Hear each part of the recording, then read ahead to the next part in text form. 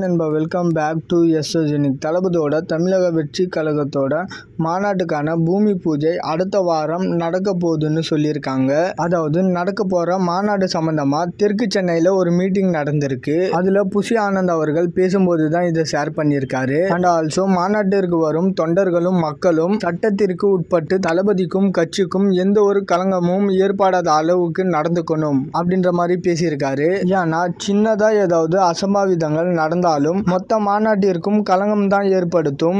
முதல் மாநாடே இப்படியா அப்படின்ற மாதிரி ஆகிடும். அதனால வர்ற எல்லாருமே கரெக்டா இருக்கணும் அப்படின்ற மாதிரி பேசியிருக்காரு. அந்த மாநாட்டிற்காக மொத்தம் 25 குழுக்கள் அமைச்சிருக்காங்களாம். அதுல மொத்தம் 5000 பேரு மாநாட்டிற்காக வேலை செய்ய போறாங்களாம். ஒவ்வொரு மாவட்டத்தில இருந்தும் 150 பேருக்கு பணி செய்வதற்கான வாய்ப்பு கிடைக்குமா.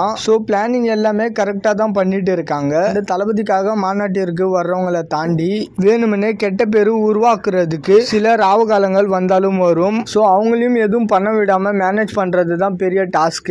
ஒரு பக்கம் காவலர்கள் என்னதான் பாதுகாப்பாக இருந்தாலும் மிகப்பெரிய மக்கள் கூட்டம் வரப்போகுது அப்படின்றதுனால தொண்டர்களும் அலர்ட்டா இருக்கணும். அண்ட் இந்த மாநாட்டிற்கு வர்றதுக்கான எந்த ஒரு பாசுமே இல்லை, யாரு வேணாலும் வரலாம். அண்ட் இந்த மாநாட்டில் தளபதி என்ன பேசுவாருன்னு சொல்லிட்டு ஒட்டுமொத்த தமிழ்நாட்டே பார்த்தீங்கன்னா வெயிட் பண்ணிட்டு இருக்கு. ஓகே நண்பா, படத்தோட பூஜைகளை பார்த்து பழக்கப்பட்ட நமக்கு ஃபர்ஸ்ட் டைம் டிஃப்ரெண்டா மாநாட்டிற்கான பூஜையை பார்க்க போறோம்.